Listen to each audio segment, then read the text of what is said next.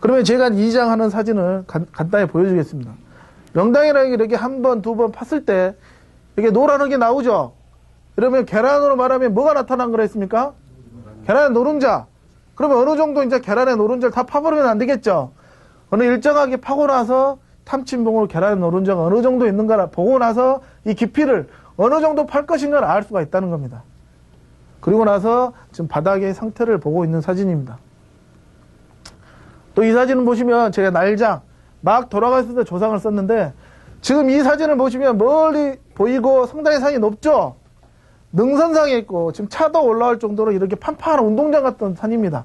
이렇게 능선상에 판판한 데가 명당이 있는 거고 제가 이렇게 날장을 하게 되면 통상 어르신들이 많이 우시는데 지금 보시면 우시는 분이 안 보이시죠? 조상이 왔는데 이렇게 콩가루 같은 밝은 명당에 들어간다고 전부 다 기뻐하시고 신기해하십니다. 이렇게 명당은 지금 보시는 것 같이 이장을 하든 날장을 하든 이렇게 밝은 자리가 명당이라는 겁니다. 그리고 이거는 저희가 이제 나경이라는 거고요. 제가 요거 자양법이라는 거는 어르신들 집 지을 때도 집에 방향이 있고 묘를 쓸 때도 방향이 있죠.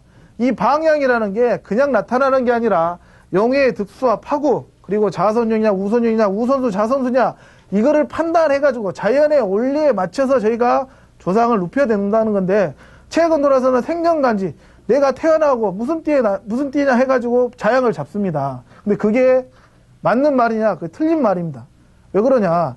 그럼 만약 우리가 가족묘지를 만든다 그러면 가족들이 전부 다 띠가 어떻겠습니까? 다르겠죠? 그러면 그 띠나 생년간지로 방향을 맞추다 보면 온 가족들이 방향이 똑같겠습니까? 틀리겠습니까? 틀리겠죠? 그런데 공동묘지나 기타 가족묘를 할 때는 전부 다 같은 방위로 쓰죠? 그런 게 볼 때는 이렇게 생년간지로 묘를 썼을 때는 그게 틀리다는 겁니다. 모든 자연의 원리상 제가 보시면 이렇게 산이 왔을 때 물이 어디에서 시작해서 나가느냐 이런 거를 저희가 판단하고 제가 이렇게 용을 측정, 나경을 가지고 용이 어디에서 오느냐 파구가 어디로 나가느냐 이런 부분을 저희가 측정하셔가지고요 제가 그냥 나경을 가지고 이렇게 여러 가지 방법을 통해서 제가 방향을 선택하는 겁니다. 그렇기 때문에 일반 어르신들은 이 방향을 선택하는 게 상당히 어렵습니다. 어렵다 보니까 이 부분을 모든 걸 다 잊어버리고 뭐라 그럽니까? 생년간지로 너는 무슨 띠니까 무슨 방향을 써라. 사주 역학을 가지고 무슨 방향을 써라. 그러거나 아니면 앞에 있는 예쁜 산을 보고 자양을 써라. 이렇게 하는 경우가 있죠. 이렇게 되면 잘못될 확률이 상당히 높다는 겁니다. 그렇기 때문에 우리가 자연의 원리상 용과 파고 득수를 보고 정확히 측정하셔가지고 가장 정확히 좋은 방에 모든 사람이 같이 들어가야 된다는 겁니다. 그렇기 때문에 저희가 장을 지낼 때도 어떻습니까? 정확히 방향을 맞춰서 파고 관이 들어와서도 관 위에다 정확히 실로 놓고 방향을 측정하는 겁니다. 그래서 저희가 1, 2도만 틀어줘도 좋으냐 나쁘냐가 나타날 수가 있다는 겁니다. 그리고 어르신 관 안에가 요 관 안에 뭐가 들어있어? 우리 조상문 말고 또 뭐가 들어가시냐 혹시 아십니까? 관 안에 화장지 들어가 있죠. 유골이 움직이지 말라고 화장지가 들어가 있습니다. 그럴 때 우리가 화장지라는 거는 유골이 육탈이 되다 보면 물이 나오겠죠. 이 물이 화장지를 흡수하다 보면 곰팡이가 쓸고 곰팡이가 쓸다 보면 벌레, 쥐, 뱀이 들어가게 되는 겁니다. 그런데 이 화장지를 모두 다 제거하고 나서 그리고 나서 또 안에 보셨을 때 가장 중요한 건 뭐냐면 우리 조상이 맞는가를 보셔야 돼요. 예전에는 집에서 했기 때문에 우리 조상이 바뀌지가 않는데 최근 들어서는 장례식장에 냉장고에 다 들어가 계셔. 그러다 1년 내내 잘하다가 딱 하루 딱 잘못해갖고 관이 바뀌면 어떻습니까? 우리 조상이 바뀌어볼 수가 있기 때문에 우리가 관 뚜껑을 열어봐가지고 우리 조상이 맞는 거도 확인하고 기타 이물질, 천연산별에 된 옷 말고도 다른 옷이 있다면 전부 다 제가 가위로 다 잘라서 다 버립니다. 안에 있는 걸 다 버리고 관 안에다 뭐를 넣으면 좋다고 그랬습니까? 흙. 명당에 걸려면 더 좋겠지만 좋은 흙을 관 안에다 유게 되면 육탈도 빨리 되고 유골의 보존의 상태가 훨씬 좋아지고 관의 공간을 비워놨을 때는 오래되면 꺼져버리죠. 봉이 무너지는 겁니다. 그렇지만 이렇게 관 안에 흙을 넣게 되면 봉이 꺼지지는 않는다는 겁니다. 그리고 이렇게 지표면에 가깝게 명전을 혹시 하신다면 하는 게 좋다는 겁니다. 명전은 유골하고 멀리, 석회나 명전은 멀리 하셔야 된다는 겁니다. 이 사진은 저희 원생분이 공부하시기 전에 돈을 많이 투자해가지고 이제 몇 자를 만든 겁니다. 그래도 이제 공부하시다 보니까 제가 이제 상을 당해가지고 그 자리가 좋은지 나쁜지 저희가 판단한 겁니다. 저는 우리 원생이다 했고 무조건 가서 도와주는 게 아니라 그 자리가 좋은 자리가 있어야지만 도와주는 겁니다. 그래서 좋은 자리가 있더라고요. 그래서 저희가 이제 이 자리를 도와주는 겁니다. 그러다 보니까 이제 저희 온생분이 전날에 장례장에서 풍사께서 묘를 쓴다. 불명의 땅을 파면 황금색 그 비석빛도 명당의 흙이 나올 테니까 오라. 그래가지고 다음날 되니까 한 150명가량이 오셨어요. 구경하러. 보니까 묘가 근사하게 돼 있죠. 역시나 명당에 섰다. 그런데 저희가 보니까 이 자리에다 묘를 쓰는 게 아니라 이 어른 끝나는 이 자리에다 저희가 묘를 쓰는 겁니다. 그러니까 오셨던 분들이 젊은 사람들이 이상한 데다 묘를 쓴다. 그러니까 말들이 많으셔요. 그러다 보니까 이제 동네 풍수들이 나와가지고 이러면 안 된다. 여기다 써야 된다. 막 싸움을 하시는 겁니다. 그래서 저희가 딱 한마디 해서 잠깐 한 10분만 기다려 보십시오. 그러고 나서 뭐를 해봐야 됩니까? 땅을 제가 딱 파봤습니다. 딱 보니까 한 자에 딱 나오니까 노란 흙이 나오죠. 그러니까 방금 전에 풍수하셨던 분들이 전부 다 어디 가셔버렸어요. 난 하나도 모른다 그러고. 이렇게 명당은 말이 필요 없습니다. 딱 파게 되면 이렇게 흙을 보고 아 이런 자리가 명당이고 방금 같이 능선의 옆구리가 아니라 능선 가운데가 명당이 있다는 겁니다. 그래서 이때 오신 분들이 상당히 저희 온생분이 많이 공부하고 계시는 겁니다. 이 자리는 제가 날장, 제가 이제 산신제를 지내고 지금 보시면 나무가 많이 있죠? 나무가 많은 자리에서 찾는 겁니다. 제가 요거를 말씀드린 게 뭐냐면 우리 흙을 가지고 밝은 땅이 명당이라고 했죠? 그럼 우리가 명당을 찾을 때 무조건 밝은 흙을 보고 찾는 건 아닙니다. 일반 어르신들이 쉽게 아시라고 구별하는 방법을 흙으로 설명해 드리는 겁니다. 그렇지만은 제가 공부하게 되면 나경이나 모든 걸 공부해 가지고 우리의 영이 오는 것도 재고 나가는 파구나 모든 것을 재고 나서 어르신 이 자리가 명당이라고 하면 뭘 해봐야 됩니까? 확인을 해봐야 돼요. 땅을 파봐야 된다는 겁니다. 이론과 실기가 같다는 게 뭐냐면 제가 이론적으로 명당은 이렇게 생겼다 저렇게 생겼다 다 설명하고 나서 현장에 가서 이 자리가 명당입니다 그러면 일반 다른 강의는 어떻습니까? 아, 됐잖아. 명당인 것 같습니다. 중요한 건 확인을 못 해보죠. 그렇지만 저희가 이렇게 명당이다 그러면 이 자리가 명당입니다 그러면 초급반부터 우리 고급반 모든 분들이 뭘 해보겠습니까? 그 자리에 가서 땅을 파봅니다. 땅을 팠는데 밝은 흙이 안 나오면 그 자리에 명당입니까 아닙니까? 아니다는 겁니다. 그렇다 보니까 저희가 말하는 자리는 이렇게 팠을 때 흙이 나와야 되기 때문에 이론과 실기가 이렇게 합치가 된다는 겁니다. 그래서 저희도 이렇게 이 자리가 맞다고 생각하면 직접 이렇게 탐침을 해봐가지고 이 자리가 맞는지 틀리는지를 꼭 확인을 해 본다는 겁니다. 우리 원생분은 포크레인을 쓰다 보면 이 자리가 파괴되기 때문에 포크레인을 쓰지 않고 지금 일일이 수작업을 하고 있는 사진입니다. 지금 나경을 넣고 정확히 관이 들어갈 부분만 제가 파고 있죠. 지금 파고 있는 동시에 옆에서 이제 나무, 많이 있는 나무들을 지금 제거하고 있는 사진입니다. 근데 나무를 딱 제거하고 보니까 지금 나무가 지금 어떻게 됐습니까? 전부 횡으로 뻗어 있죠. 그러니까 명당은 비석빛도로 했습니다. 돌도 아니고 흙도 아니기 때문에 나무 뿌리가 침투를 하지 못합니다. 그래서 나무가 지그로 뻗지 못하고 횡으로 뻗어져 있기 때문에 저희가 기계를 쓰지 않고도 이렇게 나무를 제거할 수 있다는 겁니다. 그렇기 때문에 이걸 보시더라도 명당은 단단한 비석빛도로 되기 때문에 나무 뿌리가 침범을 할 수 없다는 겁니다. 그리고 지금 이 자리를 지금 파고 있는 사진입니다. 그래서 이 현장에서 나온 흙과 주변 흙은 좀 다르죠.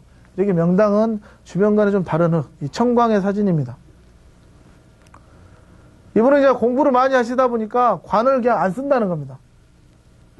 지금 보시면 이렇게 오칠이 된 두꺼운 관을 다 버리고 탈관을 하신다는 거죠. 화장지도 다 보이시죠? 탈관을 하고 그 안에 조상을 모시고 관 뚜껑을 대놓은 거는 방향을 맞추기 위해서 딱 대놓은 겁니다.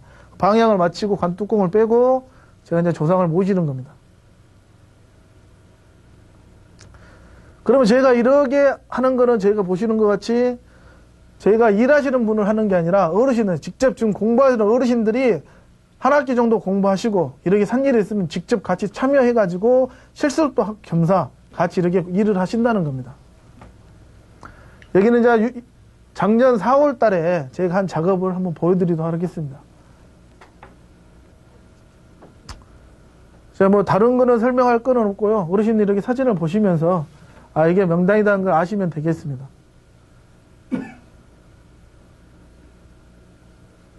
이렇게 작업하시는 거 보시면 되고요. 제가 이제 자연적으로 성물이나 둘레서 이런 부분을 하지 않고 자연적으로 하는 거를 저희가 이제 더 알 수가 있고 더 이제 공부하시면 알 수가 있는 겁니다. 이렇게 이제 명당이라는 거는 제가 이제 마지막으로 설명해 드리면 명당은 뭐라고 그랬습니까?